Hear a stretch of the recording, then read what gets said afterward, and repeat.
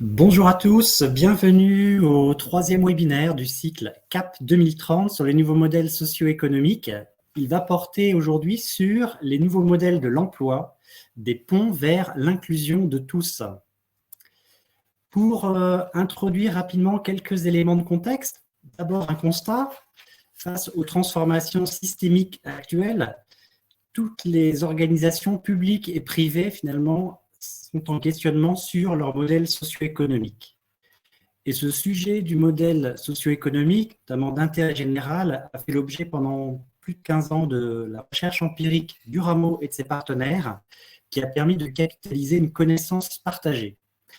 En octobre 2020, nous avons lancé le programme Reconnaissance des modèles socio-économiques d'intérêt général avec nos partenaires, le ministère de l'Éducation nationale, la Banque des territoires, la Croix-Rouge française et le Fonds DD17, avec un premier cycle qui a permis de passer de la connaissance à la compétence. Pour les habitués du programme, les webinaires ont lieu chaque troisième jeudi du mois. Et en 2022, on chemine ensemble pour un nouveau cycle en 10 escales.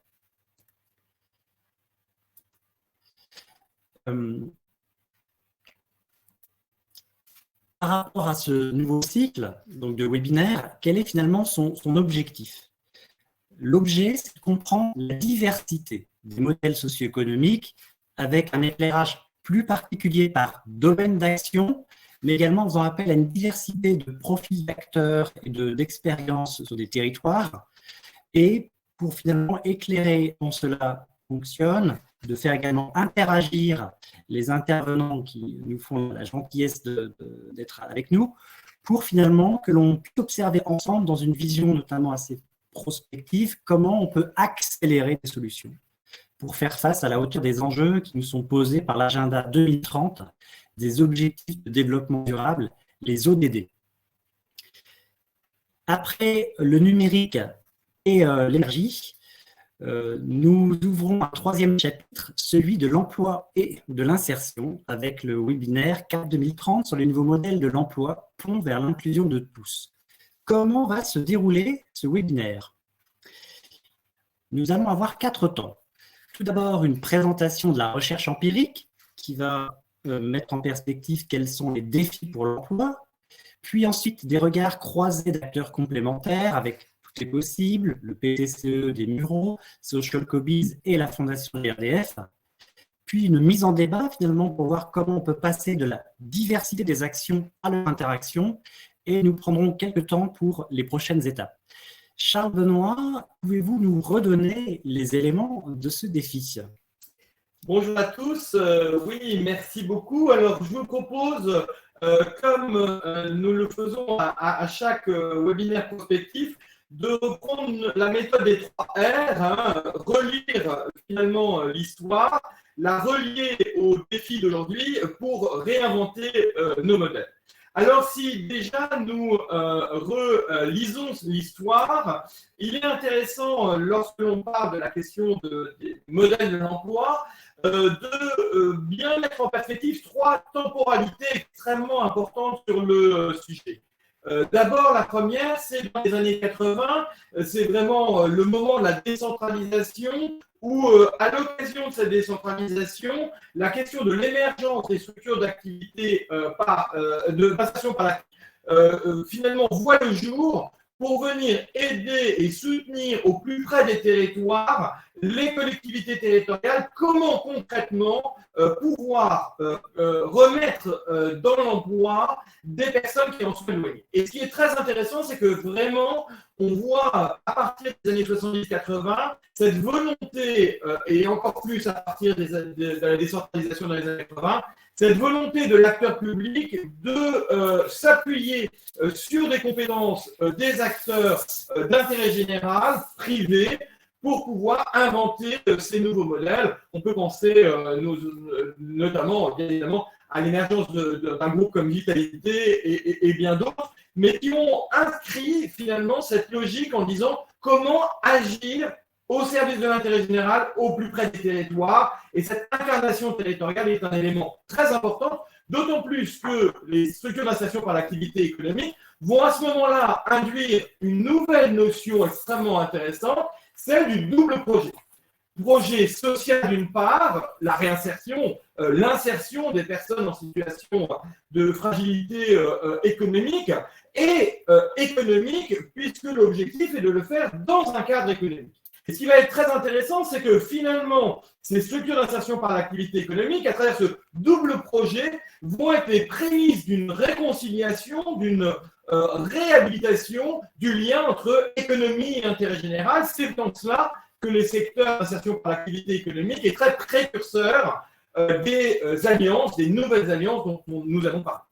Deuxième grande étape finalement de ce secteur, c'est le nouveau dialogue qui s'établit notamment à partir de 2008 à l'occasion du Grenelle de l'insertion. Nous avons la chance au niveau des rameaux d'être dans les deux instances qui discutent, à la fois à côté des fédérations et têtes de réseau associatives en lien avec les structures d'insertion par l'activité économique, et puis au sein du MEDEF, au groupe de travail entrepreneurs, entreprises et sociétés qui pilote cette logique. Et ce qui est très intéressant, c'est que le débat, le dialogue qui s'ouvre est de dire finalement, est-ce que nous allons le faire comme dans le cas de l'insertion des personnes en situation de handicap dans une logique normative, ou est-ce que nous allons le faire dans une autre logique, c'est-à-dire d'inventer ensemble de nouveaux ponts entre l'insertion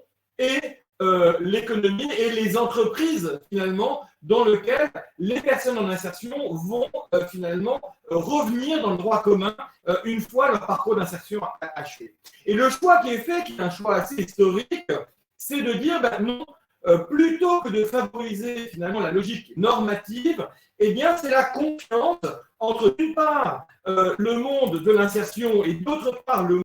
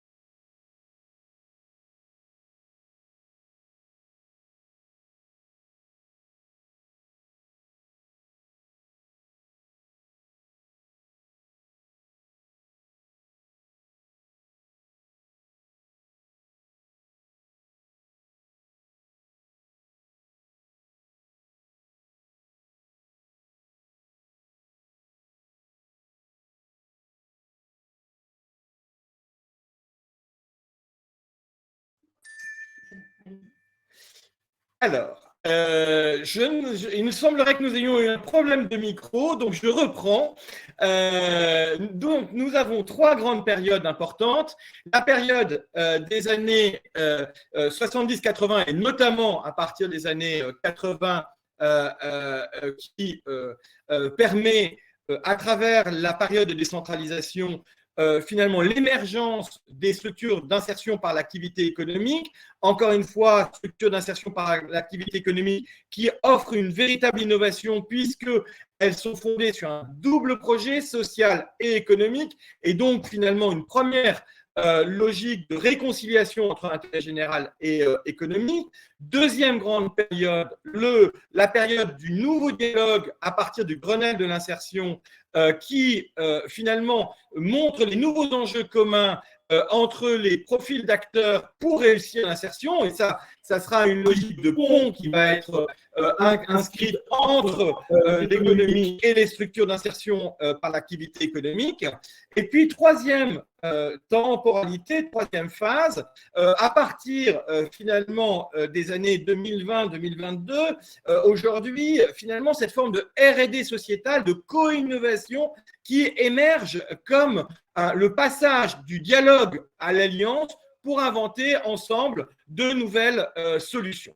Et ça, c'est un élément vraiment déterminant parce qu'il ne s'agit plus simplement de savoir comment on va dialoguer pour gérer les conflits, pour pouvoir dialoguer ensemble et faire émerger de nouvelles alliances, mais comment on va co-construire finalement des solutions.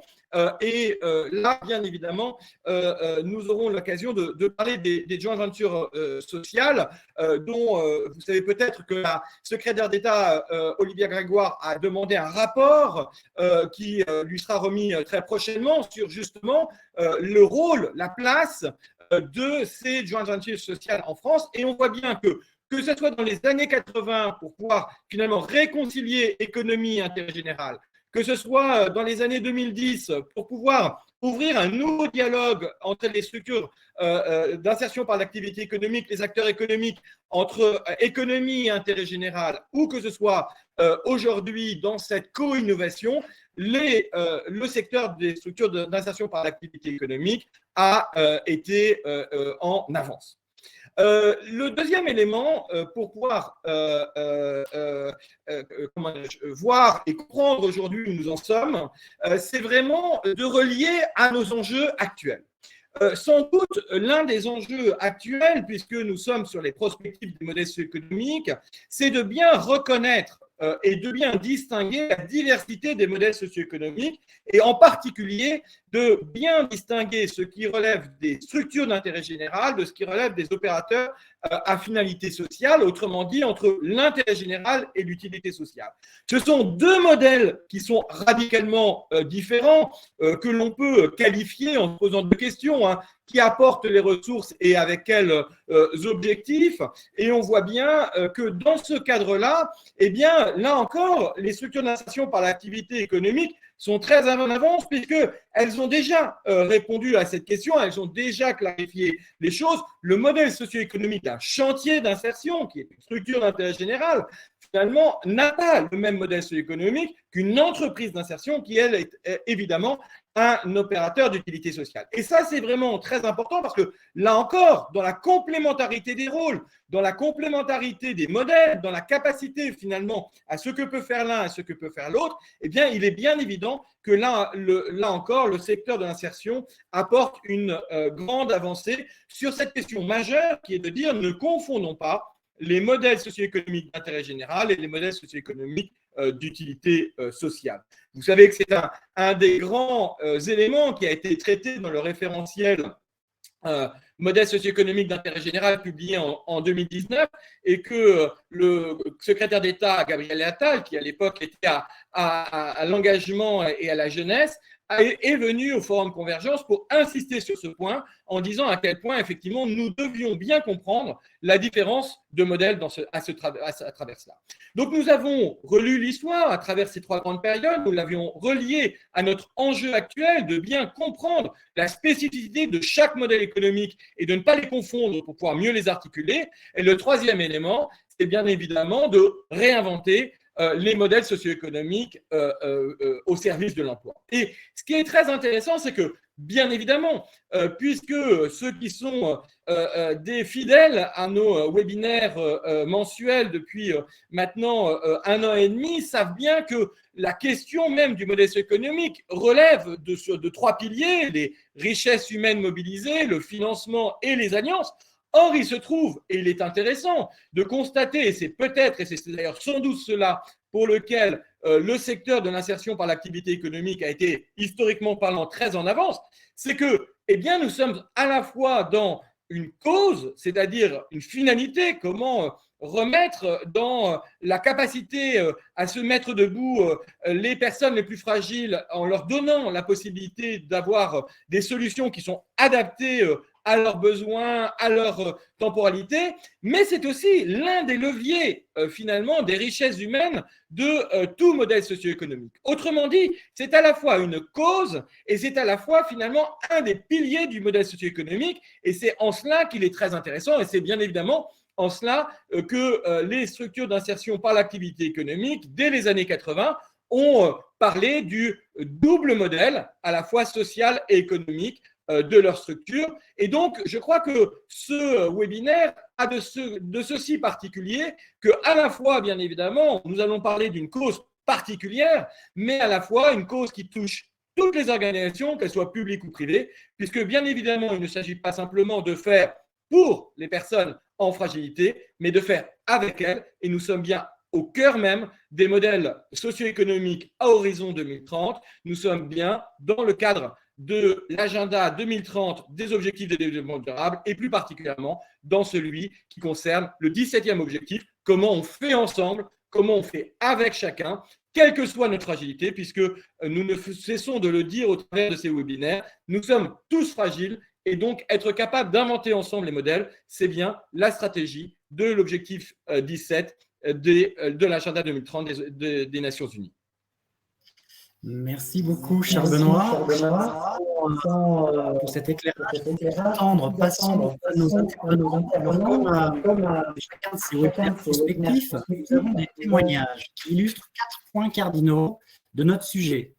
Avec la valorisation de tous les talents, donc on parlait justement des richesses humaines, avec Tout est possible, avec également la dimension du territoire, la co-construction des solutions territoriales avec le PTCE Vivre les Mureaux, l'accompagnement des alliances stratégiques, ce fameux faire ensemble par Social Cobies, et le soutien des projets d'innovation avec la fondation GRDF pour créer une nouvelle voie. Ces dialogues croisés, ces interventions vont illustrer à la fois finalement la capacité d'innovation et la manière dont l'écosystème se l'approprie. Et une petite information préalable pratique pour le public. Vous pourrez poser, en fait, chaque intervenant va dérouler son exposé et vous pourrez, à l'issue de son intervention, lui poser directement dans le chat qui s'affiche en bas à droite de votre écran vos questions. Un fil questions.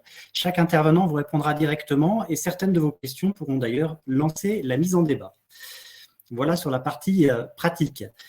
Pour commencer, donc, l'enjeu de reconnaissance des talents, j'ai le plaisir d'accueillir Guillaume Eluy, directeur général de l'association Tout est possible. Alors, Guillaume, comment finalement révéler les talents de tous ? Bonjour à tous et merci Charles Benoît pour cette introduction et pour cette invitation. Déjà, peut-être vous redire quelques mots sur l'association Tout est possible. Tout est possible, sa raison d'être, c'est de construire des chemins de retour à l'emploi pour ceux qui n'en ont pas et ceux qui ont envie de retourner à l'emploi. Et donc, en fait, comment on agit ? On se met ce qu'on appelle en mode laboratoire, c'est-à-dire qu'on expérimente et qu'on mesure sur un territoire des nouveaux parcours de retour à l'emploi, qu'on teste ensuite la réplicabilité sur quelques territoires en fonction de caractéristiques socio-économiques, qu'on mesure à chaque étape. C'est pour ça qu'aujourd'hui, on a 8 territoires à peu près de tests un peu partout en France. Et une fois qu'on a documenté cette réplicabilité et qu'on a mesuré l'impact et l'efficience de ces dispositifs, on tente de les passer à l'échelle à travers des actions de plaidoyer, de filialisation ou de les rendre accessibles à du droit commun. Tout ça est, à mon sens, un peu intimement lié à cette question de modèle économique et de modèle socio-économique dont on a parlé depuis le début, parce que derrière ce mode d'action, une des caractéristiques principales de notre action, c'est ce que j'ai appelé la simultanéité des actions territoriales sur 4 piliers qui sont fondamentales pour notre action. La simultanéité, pourquoi ? Parce qu'aujourd'hui, la difficulté pour proposer à tous des solutions réelles et efficaces pour retrouver du boulot, c'est que l'entièreté des difficultés que les personnes rencontrent, et comme Charles Benoît l'a dit, c'est des personnes comme vous et moi qui ont eu des enchaînements, et en fait, il n'y a pas de stigmatisation derrière ces difficultés. Et cette simultanéité, parce que en fait, ce qui se passe aujourd'hui, c'est qu'on est dans beaucoup de systèmes, il y a beaucoup d'offres sur le territoire, il y a beaucoup d'acteurs, et on se retrouve à agir de manière séquentielle sur un parcours de retour à l'emploi. Et en fait, au moment où vous allez aider la personne à lever une difficulté, la première que vous aurez aidé à lever sera redevenue une difficulté. Je sais pas, par exemple, généralement, on commence souvent les parcours de retour à l'emploi par de la remobilisation et de la remotivation. Puis après, vous avez des systèmes d'acquisition de compétences, d'autres choses, de trouver une voiture, trouver une solution pour accompagner la personne pour garder ses enfants, enfin que sais-je, tout le train périphérique de retour à l'emploi. Et cette simultanéité, à l'échelle d'un territoire, alors ce que j'appelle un territoire pour nous, c'est un bassin d'emploi, et ça aussi, on va voir en fonction des acteurs, ce sera une difficulté. Et ben ça, c'est vraiment le clé de la réussite de notre activité. Donc ces 4 piliers sont lesquels? C'est le service public de l'emploi. Donc aujourd'hui, tous les acteurs, et là en plus la compétence emploi est fortement, je dirais, divisée, et en plus parce qu'en fait c'est une des compétences la plus mise en avant dans des parcours électoraux. Donc elle se retrouve, vous la retrouvez au département avec tout ce qui est les bénéficiaires du RSA, vous la retrouvez donc chez Pôle emploi bien sûr, vous la retrouvez dans les régions avec tout le suivi de la formation, vous la retrouvez avec des politiques spécifiques chez des préfectures, enfin chez des ETS maintenant, vous la retrouvez aussi chez les villes sous l'angle de l'insertion, enfin de l'économie et puis aussi de la dignité humaine. Donc vous avez déjà beaucoup d'acteurs du service public en plus qui ont chacun des tailles et des équations qui sont différentes et qui ne sont pas celles de la réalité du quotidien des gens qui est combien je peux me déplacer pour aller trouver un travail sans perdre mon temps dans mes trajets quotidiens. Vous avez toutes les organisations publiques, privées, de type associatif, etc., qui accompagnent les demandeurs d'emploi, bien sûr, et les entreprises. Et c'est seulement à la condition, et nous, c'est ce qu'on s'efforce, et c'est un peu la caractéristique de tous les parcours qu'on construit au sein de l'association, de faire fonctionner de manière coïncidente, je dirais, ces quatre piliers. Et en termes de modèle socio-économique, c'est une vraie difficulté, parce qu'aujourd'hui, tous les modèles de rémunération et de création de valeur ne sont pas forcément, ne permettent pas tout le temps de travailler en collaboration avec chacun de ces acteurs, mais surtout, l'apprentissage aussi caché derrière ça, c'est que l'ensemble de ces acteurs sont rémunérés avec des valeurs différentes. C'est-à-dire qu'il y a des acteurs qui vont penser, je dirais, en euros sonnant et trébuchant. Il y a d'autres acteurs qui vont penser beaucoup plus, notamment dans le service public, en rémunération communicationnelle. Vous avez d'autres acteurs qui vont repenser vraiment efficacité sans faire attention au coût. Et donc, vous allez devoir, et nous, dans notre parcours expérimental et d'innovation et de création de nouveaux parcours de retour à l'emploi, on se retrouve pour créer cette simultanéité et faire fonctionner nos programmes à essayer de concevoir des modèles socio-économiques avec différents systèmes de flux, à la fois que ce sont des flux financiers, mais aussi des flux de rémunération communicationnelle, des flux, des flux après d'efficacité. Et c'est là aussi où, et aujourd'hui, c'est à la fois très vrai aujourd'hui, puis ça continuera à l'être pour le demain et jusqu'à 2030 et même au-delà, un incontournable et qui est devenu, nous, notre cœur de passage, parce qu'aujourd'hui, comme je vous ai expliqué, qu'on faisait des expérimentations territoriales et qu'on les développait et qu'on testait des réplicabilités, c'est la mesure d'impact et même au-delà la mesure d'efficience. Donc impact, c'est qu'est-ce qu'on génère, et efficience, c'est ce qu'on génère remis à l'euro investi. Puisqu'aujourd'hui, c'est un peu c'est compliqué aujourd'hui de positionner un projet socio-économique qui ne prenne pas en compte des facteurs de ce type. Donc, au-delà de cette première caractéristique de la simultanéité, la deuxième caractéristique qui est vraiment hyper importante pour nous et qui justifie et qui permet de donner du sens à notre action et à maîtriser justement notre modèle socio-économique, c'est la notion de dépenser au bon moment. Et parce qu'en fait, aujourd'hui, ce qu'on remarque, et ce qui est la réalité, et surtout après ces 2 années de Covid, c'est qu'on n'a pas de problème de quantité monnaie. Il y a beaucoup d'argent et beaucoup d'argent public sur ce secteur d'activité.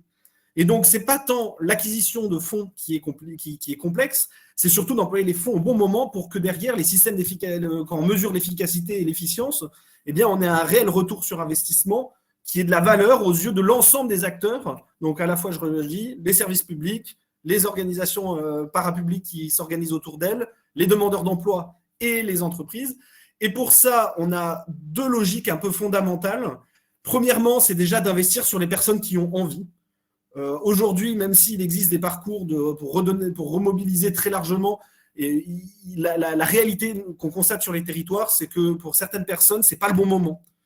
Et si ce n'est pas le bon moment, parce que la personne, elle est dans une situation économique, familiale, où elle a déjà des problématiques à résoudre par elle-même et où on pourra investir des programmes, de l'intelligence, mais ce n'est pas le bon moment, eh bien, c'est déjà pour nous un critère hyper important pour derrière avoir des programmes efficaces et avoir tout ce système de modèle socio-économique, c'est-à-dire qu'est-ce qu'on fait, qu'est-ce qu'on vend, qu'est-ce qu'on dit, qui tourne bien.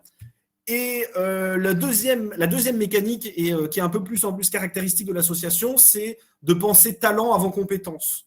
Et je vais m'expliquer un tout petit peu plus ça. Derrière ça, ça veut dire que aujourd'hui, la compétence, la formation, et puis aussi liée à l'évolution des métiers, l'évolution des compétences, l'instabilité du modèle de travail avec des métiers qui disparaissent et de nouveaux qui réapparaissent régulièrement. Aussi des caractéristiques des personnes qui recherchent du boulot, qui ont envie de s'inscrire moins longtemps dans une même activité, qui ont plus la bougeotte, etc. Donc, avec toutes ces caractéristiques, il est important, avant d'investir dans des frais importants d'accompagnement et de formation, d'avoir fait un match talent avec les personnes, entre l'activité que la personne veut faire et ça. Et nous, aujourd'hui, c'est dans la plupart de nos programmes et dans la manière dont on les fait, c'est qu'on essaye de remplacer les premières étapes, d'une part aussi les étapes qui sont socialement, qui diminuent l'inclusivité des programmes, donc c'est les étapes de type CV, de type entretien d'embauche classique, etc., par des périodes d'immersion en entreprise, et justement en fait, la réalité de ça, c'est de confronter la personne à la réalité des métiers ou des activités qu'elles veulent réaliser avant d'engager beaucoup de dépenses dans leur accompagnement ou la montée en compétences. Et ça, c'est aussi une des caractéristiques qui permet derrière d'avoir des modèles socio-économiques fonctionnels et qui permettent derrière d'avoir des investissements mesurés et maîtrisés sur l'ensemble de nos activités. Donc, c'est vraiment ces deux caractéristiques sur lesquelles je voulais appuyer. Il y en a sûrement d'autres et n'hésitez pas à avoir vos questions si vous voulez leur parler d'autres. Peut-être en ouverture, le dernier point que je peux faire, c'est, et je reviens un peu et j'essaie de reconnecter par contre au modèle de financement et plus simplement au modèle socio-économique. C'est qu'aujourd'hui, les modèles de financement sont soit des modèles plus du côté de la prestation et donc avec toute la notion client et qui demandent en fait à travailler une forme de rémunération pour chacun des acteurs et à bien y réfléchir. Et sinon, de l'autre côté, du côté public, on a à la fois les subventions classiques, mais aussi les contrats impact et ce genre de modes de financement qui apparaissent, qui viennent des pays anglo-saxons, où en fait, c'est des modèles de financement, sorte d'investissement, garantie État, je ne rentrerai pas dans le détail, mais si vous voulez, on pourra le faire, et qui, à la fois, ont l'avantage de créer de la compétitivité et surtout d'aller pousser les acteurs comme nous dans l'efficience et l'efficacité de ce qu'on propose, mais qui, à la fois aussi, accroît les systèmes concurrentiels. Donc, par rapport à ce que je viens de vous dire avant, on a un enjeu à la fois de se démarquer pour être attractif en termes d'accessibilité de finances publiques, mais on a aussi un défi qu'aujourd'hui, si on ne le fait pas en coopérant, on sait que nos actions sur le territoire diminuent en efficacité. Et donc, le juste milieu entre les deux est vraiment un enjeu et un défi pour nous et sur lequel on n'a pas encore toutes les réponses. Je te relaisse la main, Yann. Sauf s'il y a des questions, bien sûr. Je n'ai pas vu encore arriver. Merci beaucoup, Guillaume. C'était très clair. Donc, oui, avis à tous nos participants. Si vous avez des questions complémentaires à poser à Guillaume, c'est le moment. En tout cas, ce sera avec plaisir. Après ce moment d'exposé très structurant et innovant aussi dans la méthode de reconnaissance des talents, on va se pencher sur l'enjeu qui est un autre enjeu structurant. On parlait de coopération, c'est celui de la co-construction territoriale. Pour en parler avec nous, je vais accueillir Jean-Marc Simoulin, président du PTCE des Mureaux. Jean-Marc, pouvez-vous nous partager finalement comment mobiliser tout un territoire pour agir ensemble à l'aune de vos expériences? Bonjour à chacun, merci pour l'invitation. Alors, peut-être quelques éléments de contexte sur le PTCE Vivre les Mureaux. Juste un petit point de départ, en fait, moi je suis par ailleurs directeur d'une structure d'insertion et on remet entre autres 30 personnes à l'emploi chaque année. Et puis on s'est rendu compte sur le territoire qu'en fait, pendant qu'on faisait ça, eh bien, il y avait le double ou le triple qui perdait son emploi pendant la même période. Donc c'était un peu un électrochoc et de se dire, il ne suffit pas juste de faire une action locale, mais comment c'est important de regarder ce qui se passe sur le territoire et puis cette comparaison de se dire notre territoire, donc la ville des Mureaux, elle a tous les symptômes d'une personne en insertion. Et si on arrive à remettre quelqu'un en emploi, peut-être qu'une ville qui aurait les mêmes symptômes peut être remise en emploi un peu de la même manière. Et donc, on a réfléchi et regardé notre territoire un peu comme si c'était une personne. Alors, pour remettre en emploi une personne, on commence à la faire réfléchir, donc revaloriser, qu'elle reprenne confiance en elle. Et donc là, notre méthode sur la ville a été de commencer de se dire, mais en fait, si on se projette, demain les Mureaux vont être une ville touristique, donc ça faisait rire beaucoup, mais en poussant ça et en se disant, mais alors, qu'est-ce qui serait de beau à voir ou qu'est-ce que l'on pourrait faire s'il y avait des touristes? Et en fait, ça a généré énormément d'idées et de projets. On en a récolté plus de 250. Et ensuite, de dire aux habitants, mais alors, est-ce que vous pourriez vous mettre en route? Qu'est-ce que vous pourriez faire? Comment vous pourriez le faire? Et c'était une approche assez différente de redonner le pouvoir d'agir aux habitants et aux acteurs et aux structures dans une vision globale de sortie de crise de la ville et de l'imaginer en étant attractive et donc de voir ce que chacun pouvait faire pour la rendre attractive. Pour ça, en fait, c'était de se dire, eh bien, il faut que tous les acteurs soient présents. Donc, bien sûr, les entreprises, les associations et structures d'insertion, mais aussi les écoles, même les communautés religieuses, par exemple. Voilà, l'ensemble de tous les acteurs. Si on est toujours en comparaison avec un corps humain, il y a peut-être des choses, on ne sait pas trop à quoi ça sert. Pour le commun des mortels, un médecin, c'est peut-être plus, mais la rate, à quoi ça sert? Ou voilà, j'ai des organes, je ne sais pas trop. Et ben, donc, sur ma ville, il y a des acteurs, je ne sais pas trop ce qu'ils font là. Mais en fait, je vais me renseigner et essayer de les raccrocher à l'écosystème vivant. Et si tout le monde se met en route et refonctionne ensemble, alors on a un corps vivant qui commence à avoir un impact fort. Donc, pour nous, l'important de la création d'un PTCE, c'était de renouer tout le monde ensemble et de redémarrer cette concertation. Alors, on a mis en place une méthode Muro. Je ne vais pas vous la lire en entier, mais juste, par exemple, des éléments un peu clairs. Donc, un peu ce que je disais, entreprendre sa vie, son territoire. Donc, je n'attends plus qu'une solution arrive de l'extérieur, mais mon positionnement va être de se dire, eh bien, de là où je suis, qu'est-ce que moi, je vais pouvoir faire? Voilà. Donc, cet inversement de ce positionnement-là. Un autre exemple de positionnement, c'était aussi, on se disait, ben, on est dans la banlieue de Paris, donc on a été mis au banc, voilà, on est mis au banc de Paris. À l'inverse, maintenant qu'on sait qui on est et qu'on propose des activités, ça a été de se dire, ben, nous, notre chance, c'est que dans notre banlieue, on a Paris, et donc quand on met en place des actions, on a un potentiel très très fort de public qui peut venir assez facilement. Et puis l'alliance donc de tous les acteurs, donc avec même des fois un peu beaucoup d'audace, d'acteurs qui ne seraient pas forcément mis à travailler ensemble et que l'on arrive, et c'est souvent là, quand on met des acteurs qui n'auraient pas imaginé travailler ensemble, c'est là où on a le plus grand résultat.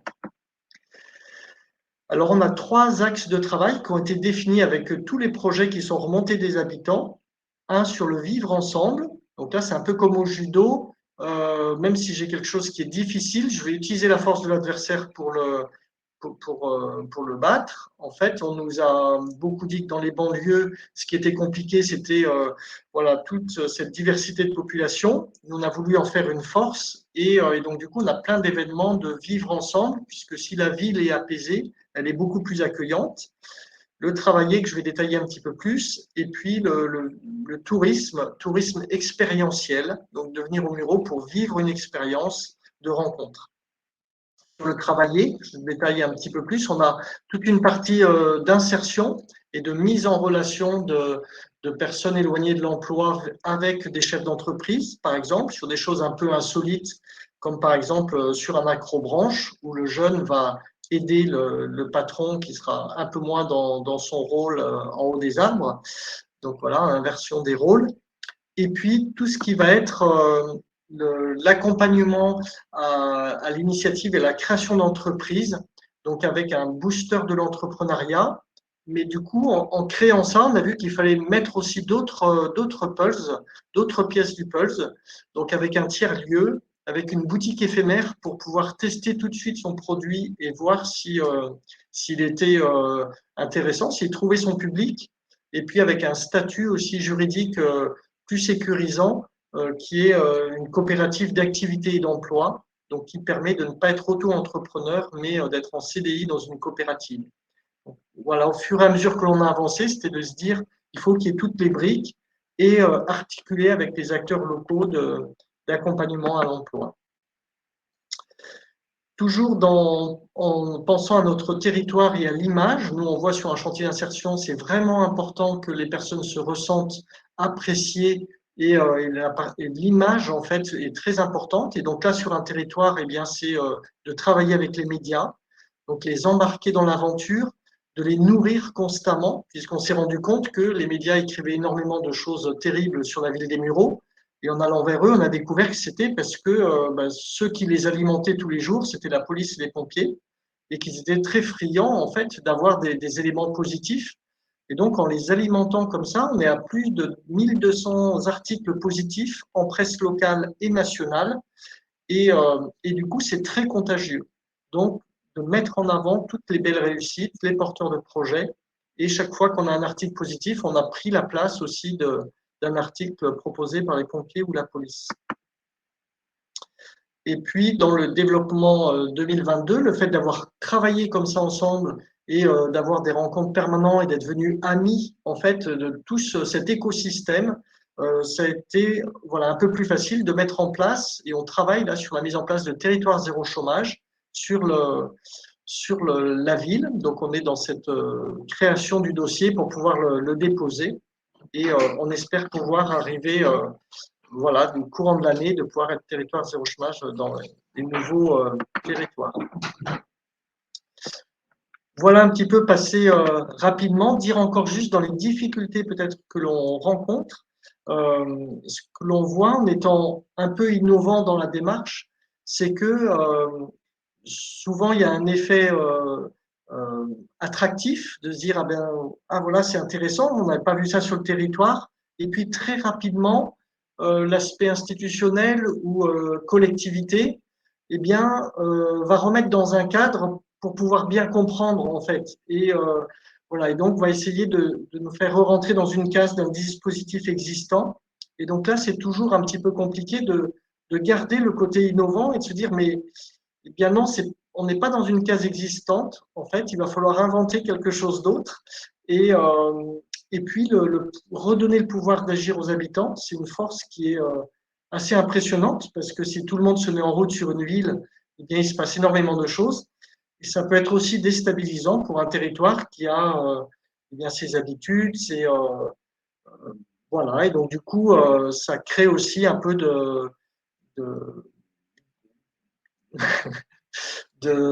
remue-ménage ou comme ça, de se dire par rapport aux institutionnels et par rapport à un fonctionnement habituel de travailler, ça remet en question. Et je m'arrête là.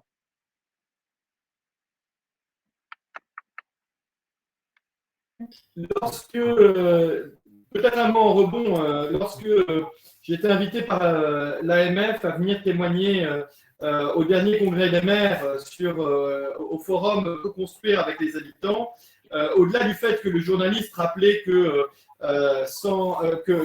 a fallu attendre 104 ans pour que la question de la co-construction avec les habitants soit inscrite dans une session particulière, c'était surtout de la part des élus un très beau témoignage en disant, bien évidemment, les 6 qui témoignaient, dont la Guyane, témoignaient d'expériences assez longues de co-construction, et de dire qu'effectivement, nous avions 2 challenges par rapport à ça. L'un était de rassurer les élus, parce que quelque part, la co-construction, c'est aussi d'accepter qu'on sait le point A où on part, mais on ne sait pas exactement où est le point B d'arrivée. Or, jusqu'à présent, on a plutôt demandé aux élus de nous dire où est-ce que vous voulez arriver, c'est quoi votre point d'atterrissage, et on choisira finalement en fonction de ça. Et là, finalement, la co-construction, c'est une invitation à construire ensemble le chemin et finalement le point d'atterrissage. Et donc, c'est un peu déstabilisant pour les élus. Et puis, le deuxième point extrêmement intéressant que témoignaient les maires présents à ce forum,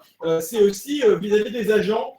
Comment est-ce que cette co-construction, ce pouvoir d'agir des citoyens, la capacité d'alliance entre les organisations dont on va parler dans un instant, finalement, comment elle ne se substitue pas, mais elle se complète finalement par rapport à ce qui existe, et comment ça n'est pas perçu finalement par les agents locaux comme parce qu'ils n'auraient pas bien fait leur travail que les choses pouvaient se faire. Donc, merci Jean-Marc pour ce témoignage, parce que je pense qu'il ouvre déjà finalement un peu le débat sur comment passer de l'action à l'interaction, de la même façon que Guillaume disait, finalement, entre les différentes catégories des acteurs du territoire, permettre une simultanéité de l'action n'est pas si simple. De la même façon, effectivement, entre le lien entre l'acteur public et l'acteur privé, c'est encore un challenge devant nous.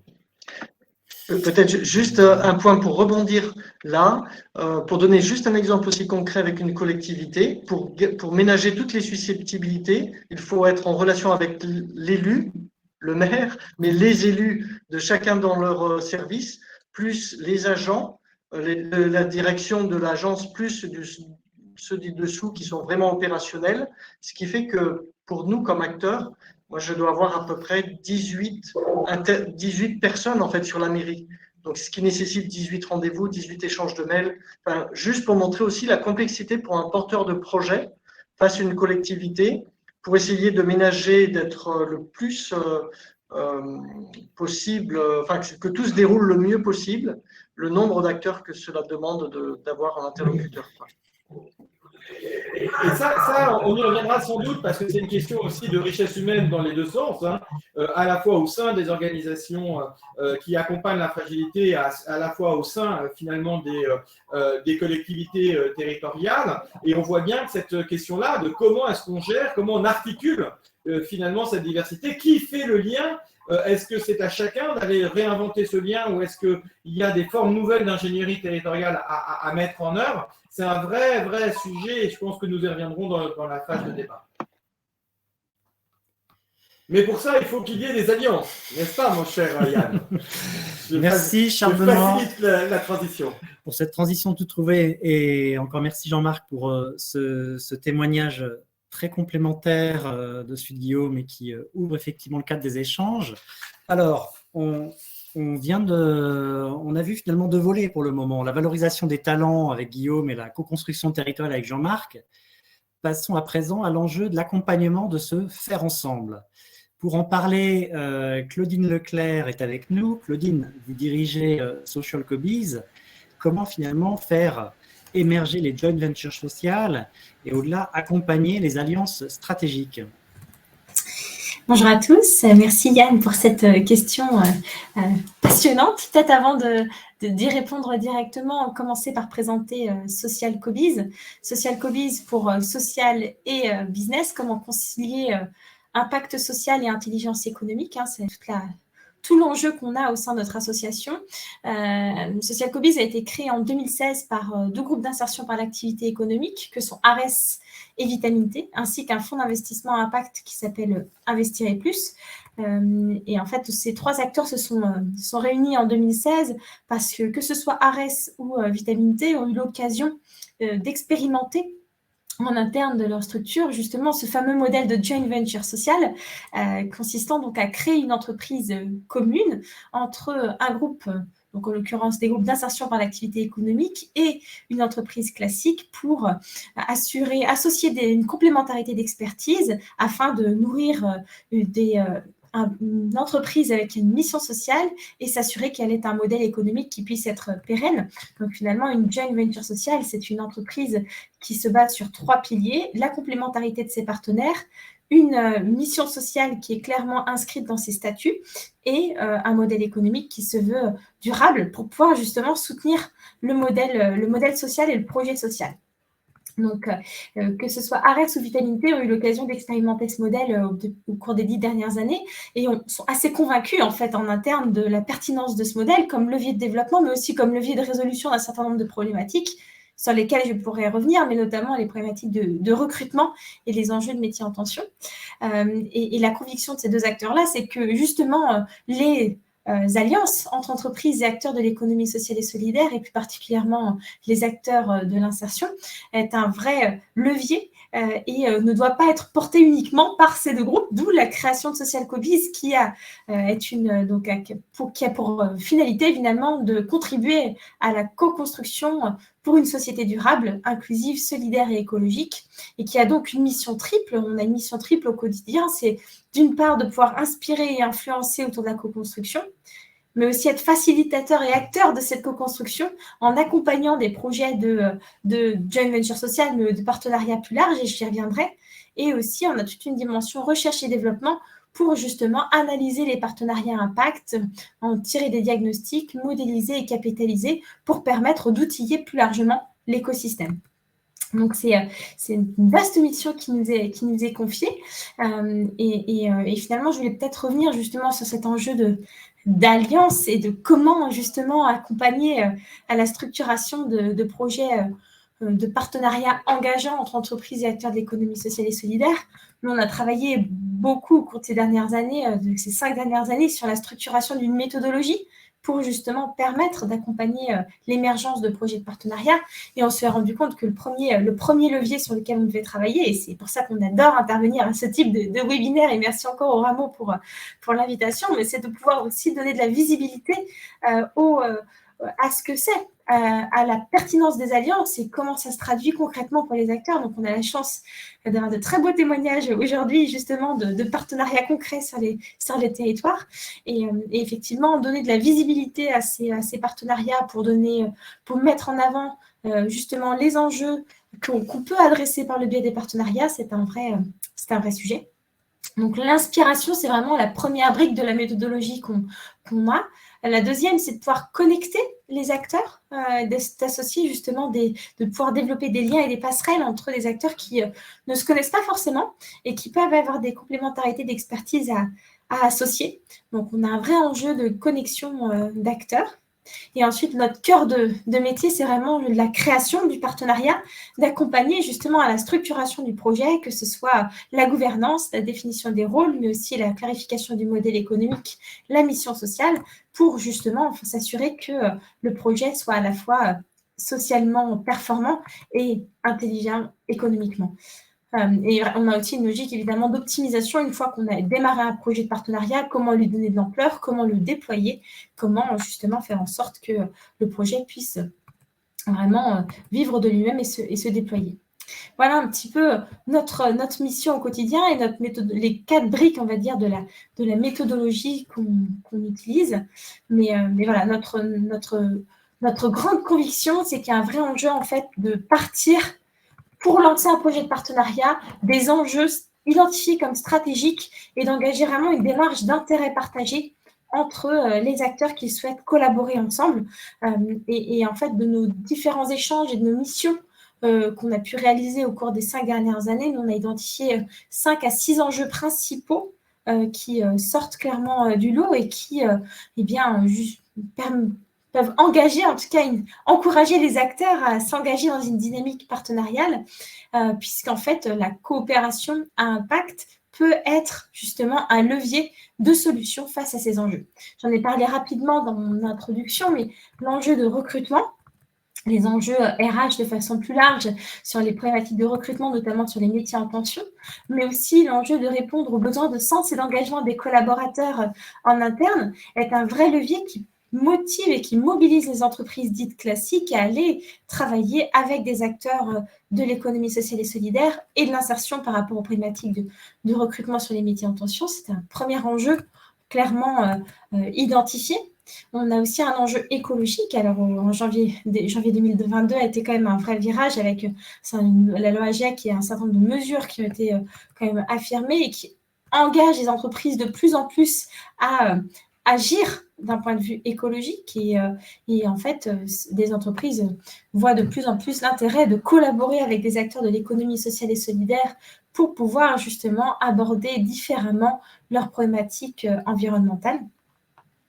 On a un enjeu territorial. Alors, on a l'exemple d'un PTCE qui vient d'être abordé, mais on a aussi l'enjeu de créer du lien sur un territoire, de lutter contre l'exclusion et le chômage sur un territoire donné et d'agir collectivement ensemble sur cette notion-là. Et finalement, cet enjeu-là mobilise aussi les entreprises à agir dans une dimension partenariale avec des acteurs de l'économie sociale et solidaire. Et on peut aussi avoir un enjeu de diversification de son offre et d'acquisition de nouveaux marchés, donc là, très business, mais il faut faut être pragmatique et c'est un vrai constat. Il y a de plus en plus de donneurs d'ordre qui intègrent des clauses sociales dans les marchés qu'ils peuvent générer et ça encourage aussi fortement les entreprises dites classiques à se tourner vers les acteurs de l'insertion par l'activité économique, du handicap ou de l'économie sociale et solidaire plus largement pour y répondre et être en capacité de se distinguer au niveau de leur réponse par rapport à la possible concurrence.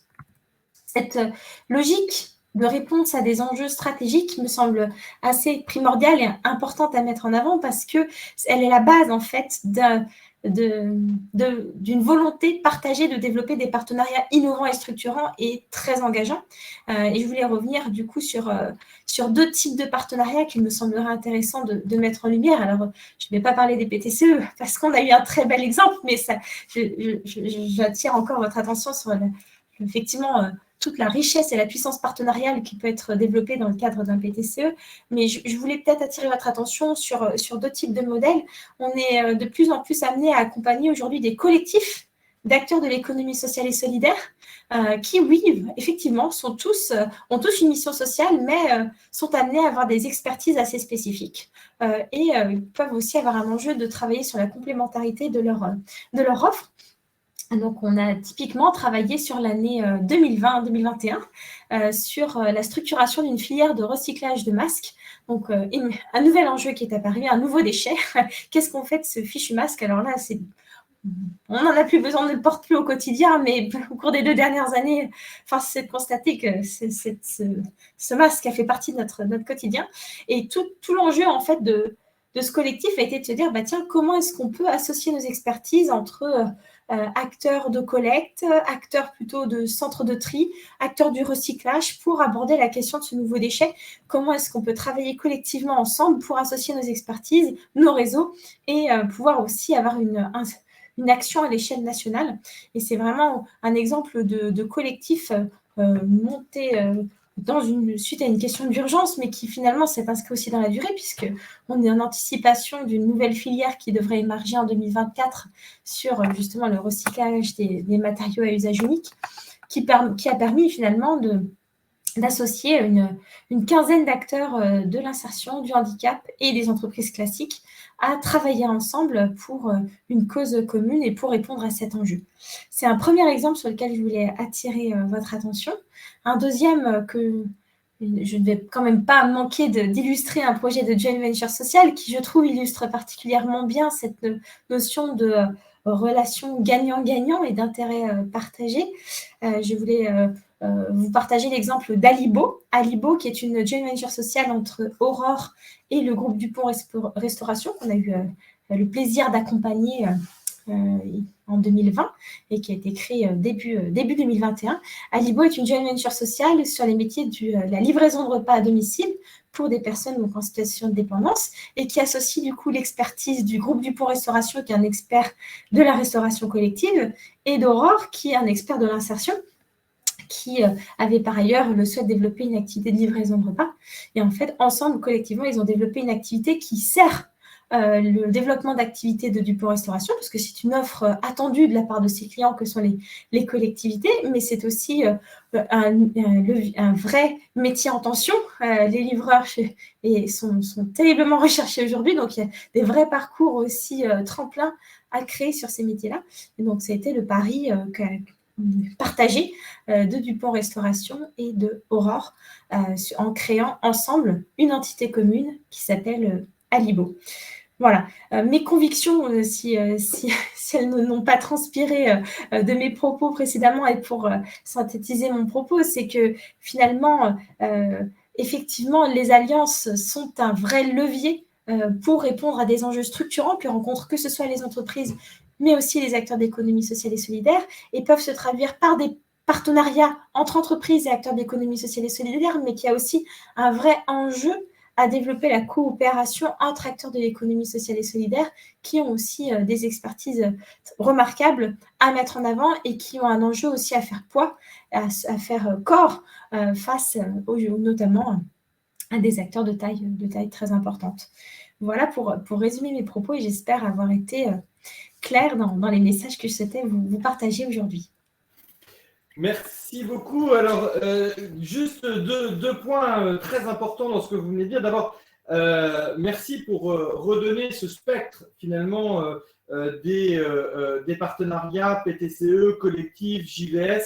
Je pense que c'est vraiment un élément très important aujourd'hui où on voit bien que cette question de comprendre la diversité des modèles partenariaux est vraiment un élément structurant.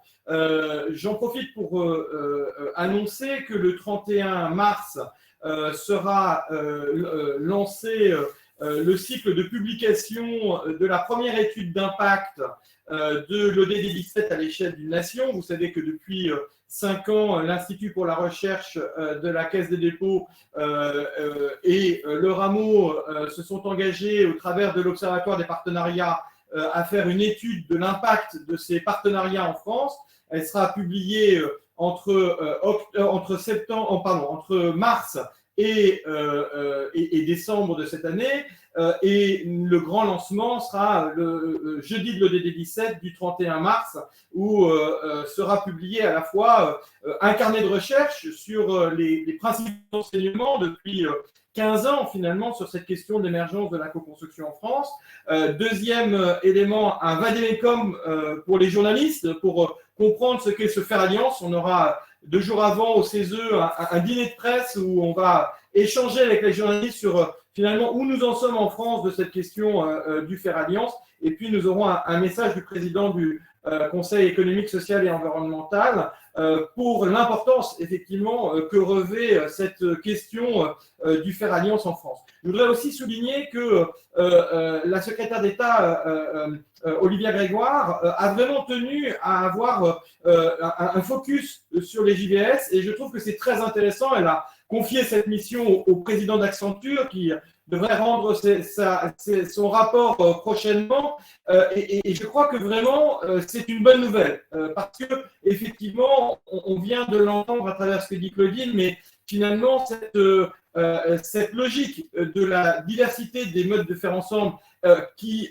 peut aller jusqu'à créer ensemble une structure, une joint venture sociale, est vraiment un élément déterminant. Puis le dernier point sur lequel je voudrais souligner et remercier Social Cobiz, c'est finalement à travers ces 2 fondateurs historiques, dont on sait que Arès d'une part et Vitamine-T d'autre part, dès leur fondation ont été des promoteurs de ces alliances. C'est vraiment très intéressant de voir comment on peut construire finalement ces méthodologies à partir de la pratique de terrain, non pas à partir d'une théorie, mais vraiment à partir d'un retour d'expérience, des forces et des faiblesses de ce que ceux qui ont ouvert les voies ont pu faire. Et vraiment, merci infiniment à Social Cobiz d'être ce garant finalement de la capitalisation de ce mode aussi important de coopération que les joint ventures sociales. Je crois vraiment que de plus en plus ce mode de coopération va avoir lieu.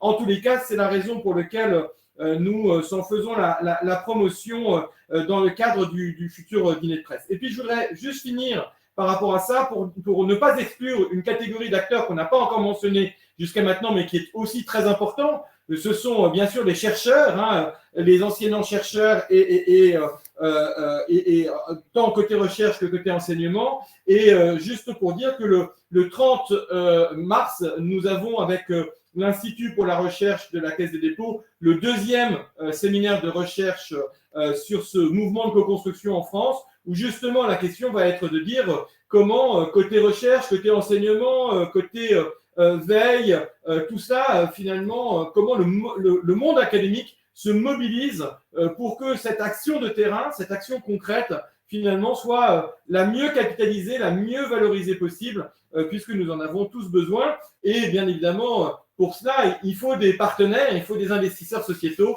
parce que dans tout cela, la question de ceux qui investissent dans cette ingénierie de terrain est structurante. N'est-ce pas, cher Yann ?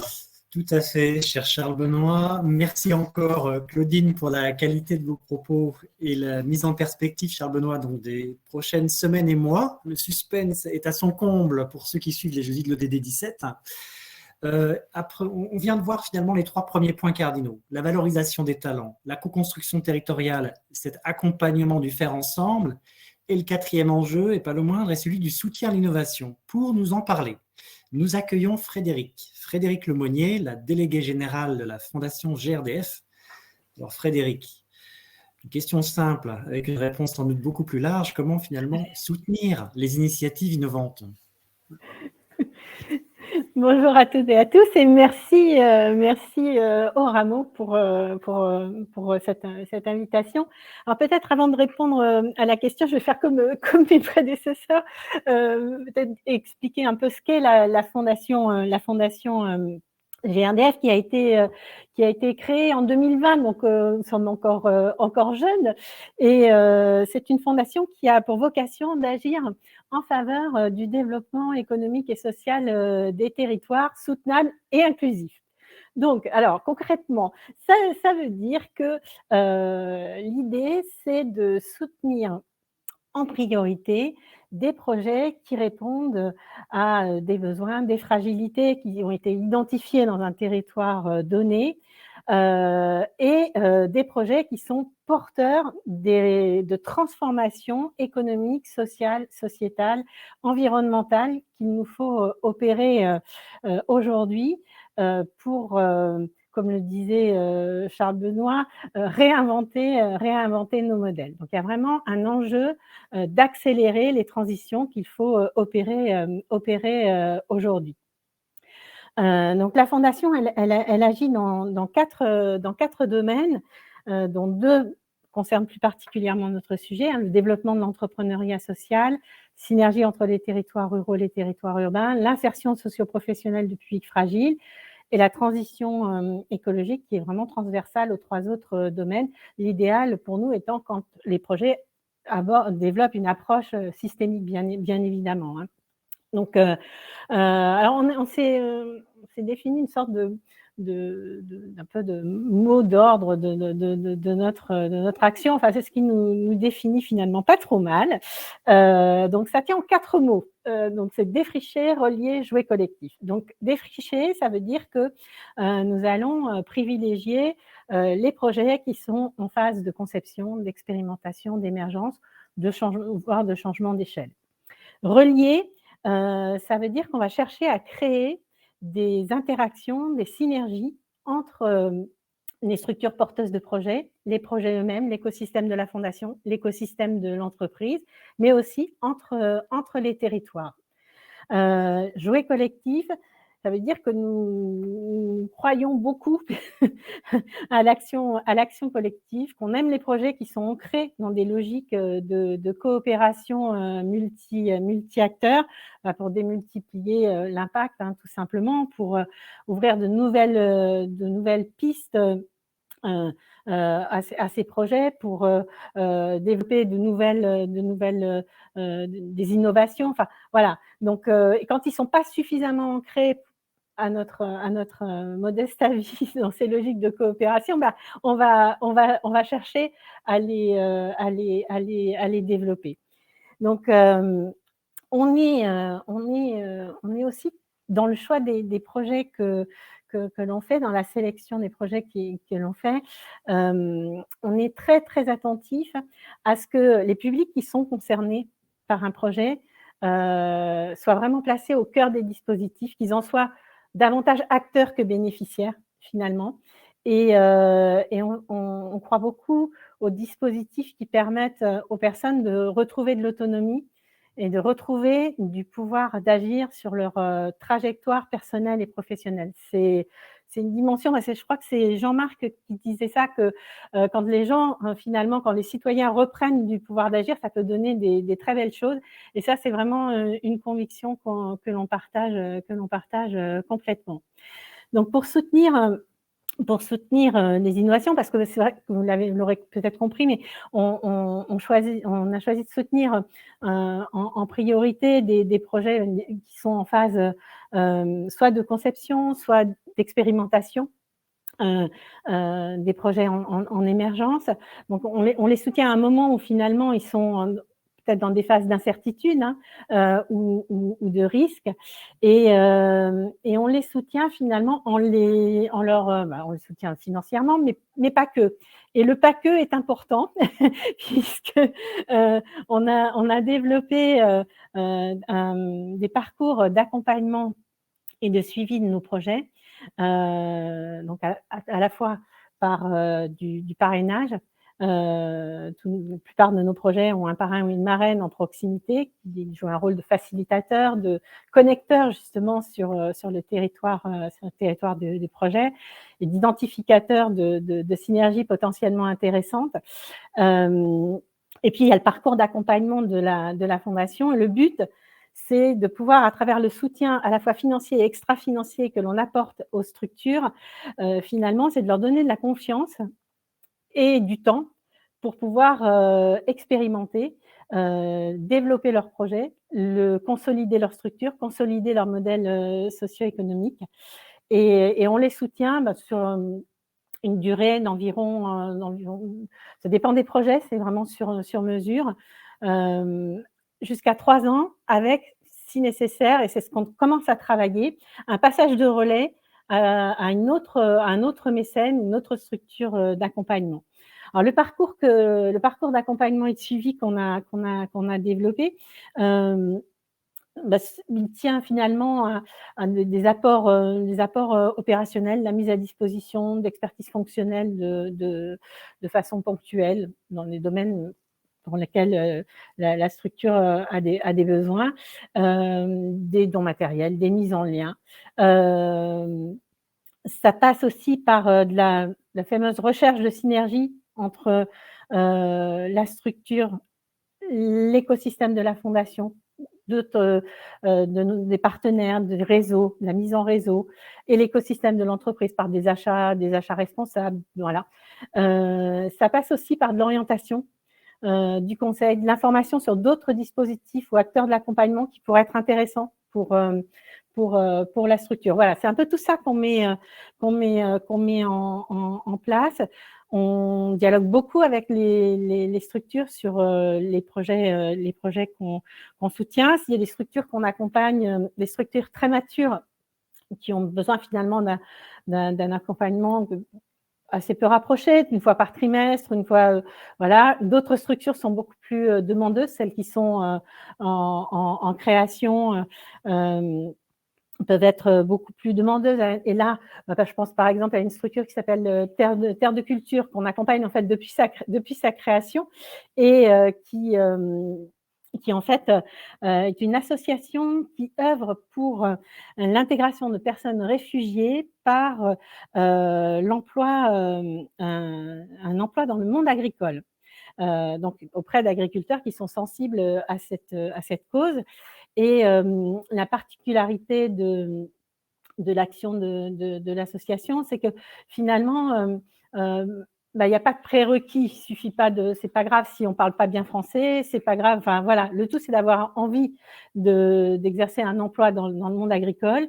Et l'association propose un accompagnement global. Donc avec un emploi moyenne et longue durée, un logement, un accompagnement psychosocial parce que beaucoup de situations de stress post-traumatique aussi dans ces populations, un accompagnement également éducatif, culturel. Enfin voilà, c'est tout un accompagnement qui se met en place autour de la personne, qui est adapté à chacun selon ses besoins.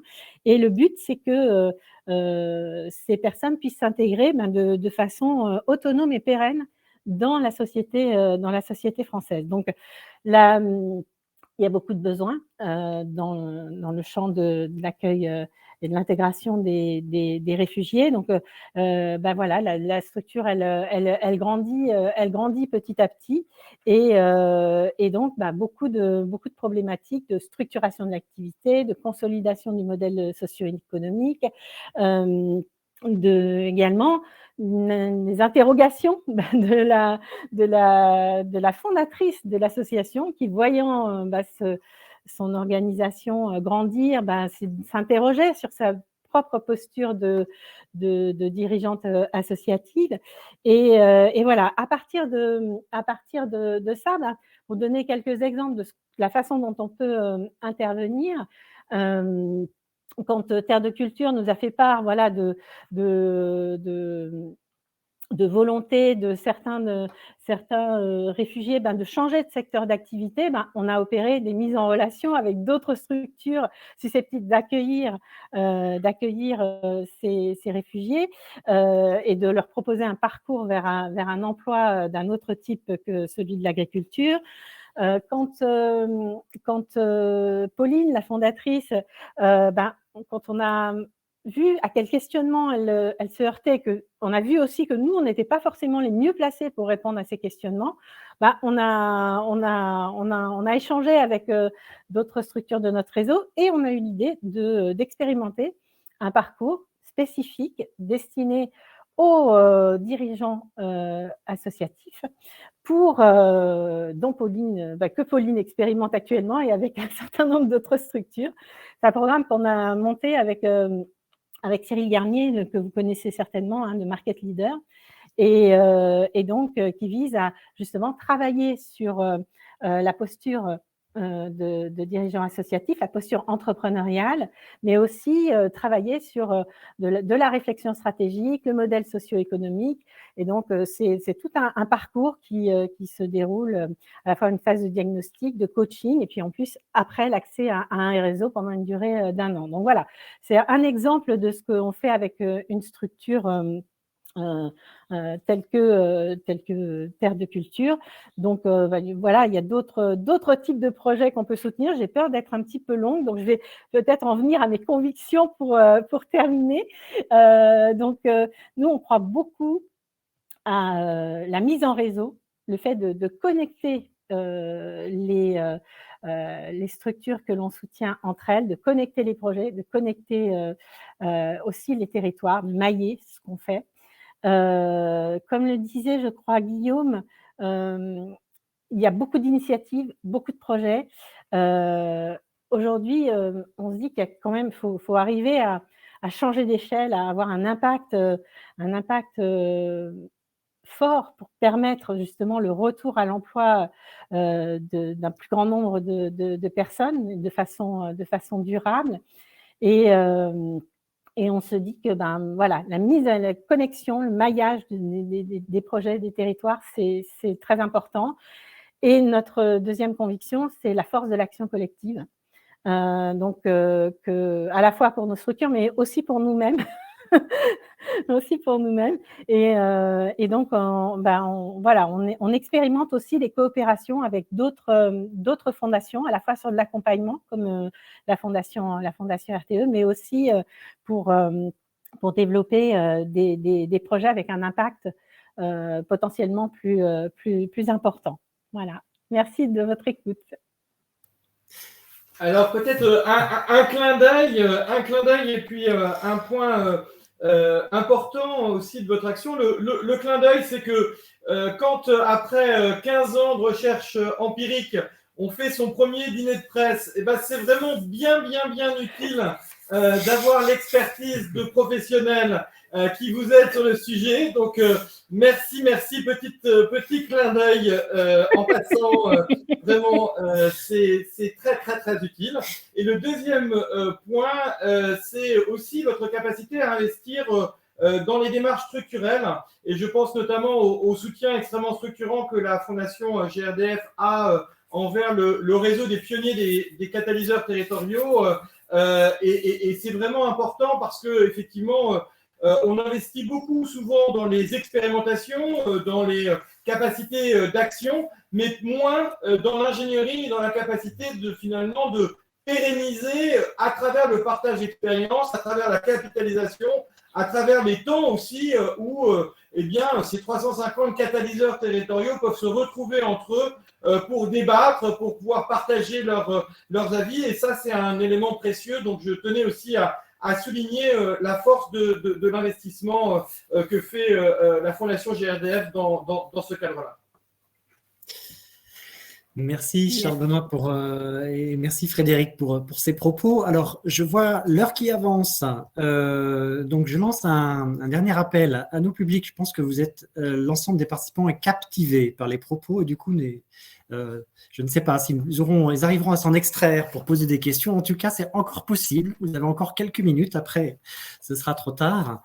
Donc, je vous propose tout simplement de passer à la séquence mise en débat. Pour aller finalement de cette diversité des actions que chacun, vous venez de poser à leur interaction.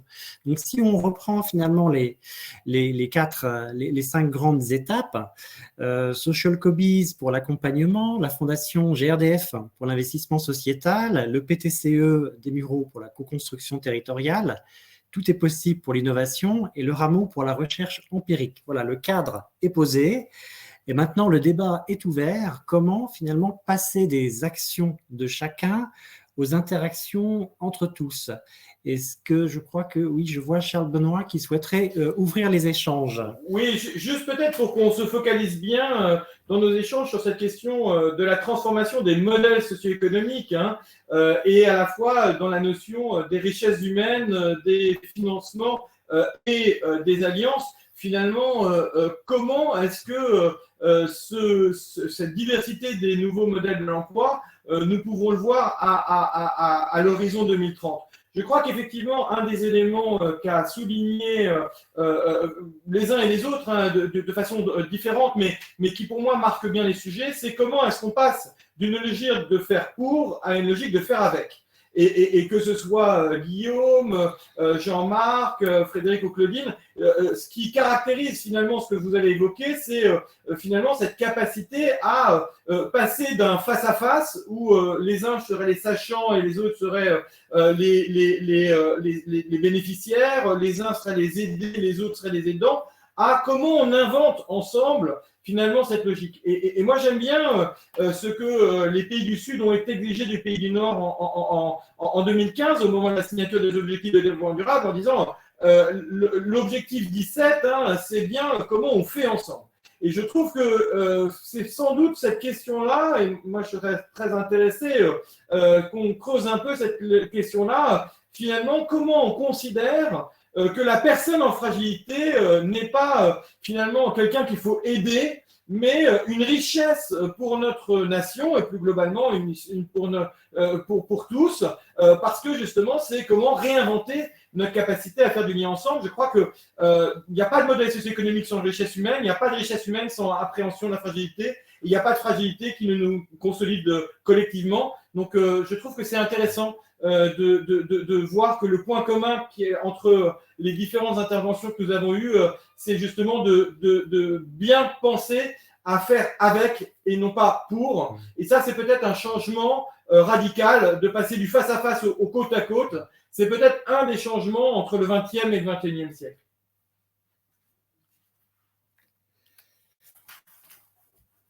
Faire avec au lieu de faire pour, je ne sais pas ce que ça vous inspire. Juste pour signaler, je viens de voir apparaître deux questions. Si vous souhaitez, donc en rebond au propos de Charles Benoît, éventuellement intégrer les questions qu'on nous pose dans le fil, réflexion par rapport à la propriété du travail ou d'aborder cette question sur l'angle de la création de revenus au lieu du chômage. Voilà, je laisse Guillaume intervenir. Je pense, et c'est vraiment là où ça mêle à la fois ce que tu disais, Charles Benoît, et un peu à la notion du pouvoir d'agir, redonner du pouvoir d'agir aux personnes, et puis aussi la notion de la non-stigmatisation. Enfin, il y a beaucoup d'enjeux qu'on a partagés aujourd'hui qui recoupent ça, qui est de dire que, et peut-être aussi je le remettais un peu dans ce que j'avais expliqué tout à l'heure sur quand est-ce que c'est le bon moment. Si j'aligne tout ça, nous, il y a un peu un truc qu'on voit au quotidien, c'est que les personnes, et c'était d'ailleurs le propos liminaire de Charles Benoît aussi qui disait ça, au début, c'est des personnes comme chacun d'entre nous qui ont des enchaînements de vie et dont les outils, je dirais, au quotidien de droit commun fonctionnent un peu moins et il faut aller inventer d'autres parcours. Mais ça ne peut pas se faire et tout mécanisme ou tout projet qui part sur le fait que les personnes n'ont pas un apport fondamental à la société en termes de compétences et en termes de richesse humaine dont on parlait, est un peu voué à l'échec. il y a des vraies questions qui se posent. On parlait aussi de métiers en tension. Il y a des vrais métiers qui se posent où il y a une inadéquation entre la hauteur de la rémunération, etc., etc. Mais moi, ce que je constate aussi au quotidien, c'est que sur beaucoup de métiers, et sur beaucoup de métiers en tension ou d'endroits où on pourrait faire la connexion, la véritable difficulté, c'est des logiques plutôt de perception du métier, de comment certains jugent le métier, et même le métier est un peu de la même façon que dans votre vie quotidienne. Si on vous répète que vous êtes moche et que vous êtes bête, si on vous le répète suffisamment longtemps, vous allez le croire. En fait, il se passe un peu la même chose et on stigmatise aussi beaucoup les chercheurs d'emploi sous cette dynamique. Et je pense qu'il faut réussir à allier cette conviction idéologique et puis aussi une forme de pragmatisme. Et c'est qu'à la fin, quelles que soient les envies, quel que soit l'enjeu de tout le monde, à la fin, il y a quand même une fiche de paie ou un salaire ou en tout cas un modèle économique individuel qui arrive à la fin et qui doit marcher. Et moi, je rencontre plein de personnes aussi au quotidien dans nos activités où quand ils vous présentent leur modèle économique individuel, je parle, à leur place, on prendrait la même décision qu'eux. Et ça parce qu'aujourd'hui, soit on n'arrive pas à tous se mettre alignés pour créer le bon chemin parce qu'aujourd'hui, en fait, sur un territoire, vous avez quelqu'un qui va vous aider pour votre garde d'enfants, il y a quelqu'un qui vous aide pour obtenir une voiture, pour obtenir un logement, mais il suffit que ce ne soit pas en même temps et vous serez un peu à côté. Et sur le côté après transformer ça en revenu, je pense que c'est le plaidoyer de base de territoire zéro chômeur de longue durée, et notamment à la suite du rapport d'ATD Quart Monde à l'époque, qui était un peu justement de transformer la dépense du chômage ou ça en investissement pour l'avenir, et un peu en faisant ce prorata où ils expliquaient, alors c'est compté, il y a eu différents rapports de l'inspection des finances qui ne sont pas tout à fait d'accord sur les modèles des calculs, mais qui expliquaient que peu ou prou le coût pour la société d'un an de chômage se situe entre 12 000 et 18 000 euros, et que si on ne le voyait pas en coût, mais en investissement, et qu'on investissait quelque chose du même ordre de grandeur pour redonner un emploi, et même quitte à payer ça pour avoir une activité directement en face, et qui est tout le principe territoire zéro chômeur de longue durée, on était en capacité de monter des modèles, mais c'est toujours pareil. Et là, je reviens aussi encore à un tout propos linéaire, c'est que ça marche pour certaines personnes, ça marche pour certains profils, et on reste encore sur la nécessité d'avoir de la diversité. Et après, si on regarde par rapport à la présentation historique qui était faite au début, on remarque qu'on est dans un moment, dans les années au début 2006, Sarkozy et tout, où on a beaucoup misé de plus en plus, et on a transféré des missions de service public à des acteurs parapublics. On a gagné en créativité, et peut-être même par les biais de la concurrence, le schéma des appels à projets, etc. On a augmenté le retour concurrentiel par ces missions, mais il faut bien voir qu'aussi en parallèle, on a perdu un peu de cohérence par un nombre d'acteurs un peu plus important, par tout un ensemble d'appels à projets et c'est le combat d'entre nous à chaque fois qui sont alors ça, ok, avec cet appel à projet, je peux payer un accompagnement pour une personne qui a plus de 18 ans mais moins de 26, il faut qu'elle habite dans le QPV là, mais pas, attention, là c'est la rue d'après, et puis machin. Donc on est tous en train de faire à chaque fois ces équations là, on doit rentrer toutes nos dépenses dans chacun de nos budgets prévisionnels, et la nécessité pour ça de pouvoir agir et de pouvoir répondre collectivement, ce qui nous permettrait en fait d'adresser collectivement des réponses à ces appels à projets plus génériques, et où on peut aussi, en plus, dans la réponse et dans la perception de la réponse qui est perçue par les personnes, par nos bénéficiaires, une beaucoup plus grosse continuité, puisque la réponse est collaborative, et une fois que la personne est rentrée dans le mécanisme, en fait, elle ne passe pas d'un acteur A à un acteur B qui est par un autre biais, un autre financement et une autre action. En fait, elle reste dans la même action avec la même continuité.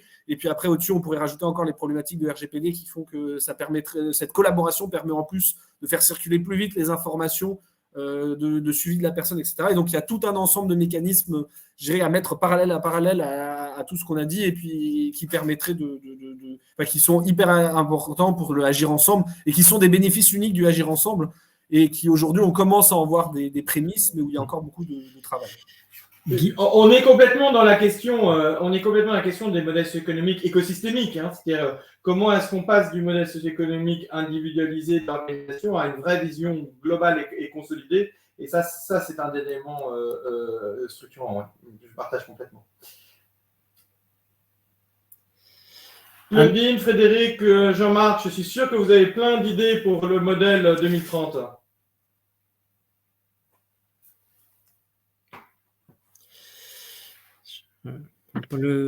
Pendant ce temps, voilà, Jean-Marc réagit. Je signale à chacun des intervenants de nouvelles questions qui sont arrivées de la part de Cécile Delculvery sur si vous avez des éléments à apporter sur l'accompagnement, le travail de personnes ayant des activités dans l'économie informelle. Voilà. Jean-Marc, la parole est à vous. Alors, un élément qu'on est en train de tester avec Frédéric dans cette co-construction entre acteurs, c'est sur le plan du financement de l'apport associatif, puisqu'une des problématiques des structures, en fait, bien sûr, il y a des besoins d'investissement, des besoins de fonctionnement, mais il y a aussi des besoins de trésorerie. Et on essaye de co-construire, en fait, de voir comment, dans un appui d'une fondation, on pourrait inclure une partie d'apport en fonds associatifs qui permettrait ainsi de pouvoir aider la structure plusieurs années de suite dans ses besoins de trésorerie qui sont récurrents en fait. Donc voilà un exemple de synergie aussi entre acteurs et intervenants. Oui, parce que c'est intéressant parce que la question de la consolidation des structures, on a parlé effectivement de comment est-ce qu'on travaille finalement tous ensemble avec les personnes, mais la question de la consolidation des structures est bien évidemment un élément déterminant à 2030 aussi, oui, clairement. Frédéric, je crois que tu voulais réagir. Oui, effectivement, il y a un vrai enjeu sur la consolidation des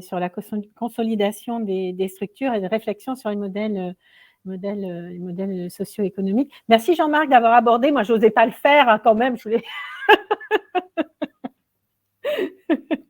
Donc effectivement, on va expérimenter. Là, on lance cette expérimentation, mais on va voir ce que ça produit. Et pourquoi pas après l'élargir et le déployer plus largement auprès d'autres structures que l'on soutient. Donc nous, ce qu'on va vraiment chercher à creuser, c'est la dimension collective finalement de notre action. Et pour renforcer notre impact, ça, je pense que c'est un sujet qui va monter en puissance de plus en plus de l'autre côté. Et je pense que c'est une préoccupation que partagent, en tout cas, nous, un certain nombre de fondations avec lesquelles on a commencé à échanger de plus en plus. Donc, voilà. Mais c'est pour ça que dans le cadre de la mission ministérielle sur lequel, après 2 ans et demi, qui se conclura bien évidemment en mai, la feuille de route, un des éléments très importants, c'était cette étude d'impact de l'Observatoire des partenariats.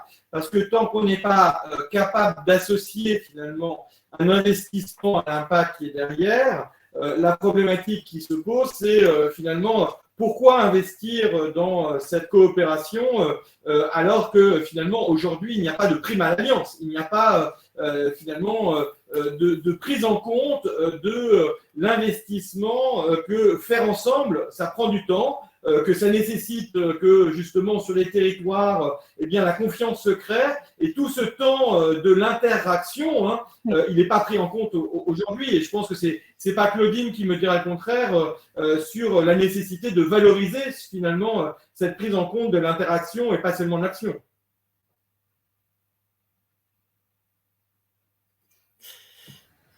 Alors peut-être Claudine. Oui, non, je suis tout à fait d'accord avec ces différents propos et ne peut qu'abonder dans le sens de Charles Benoît sur ce propos en tout cas. C'est un vrai sujet, la prime à l'alliance.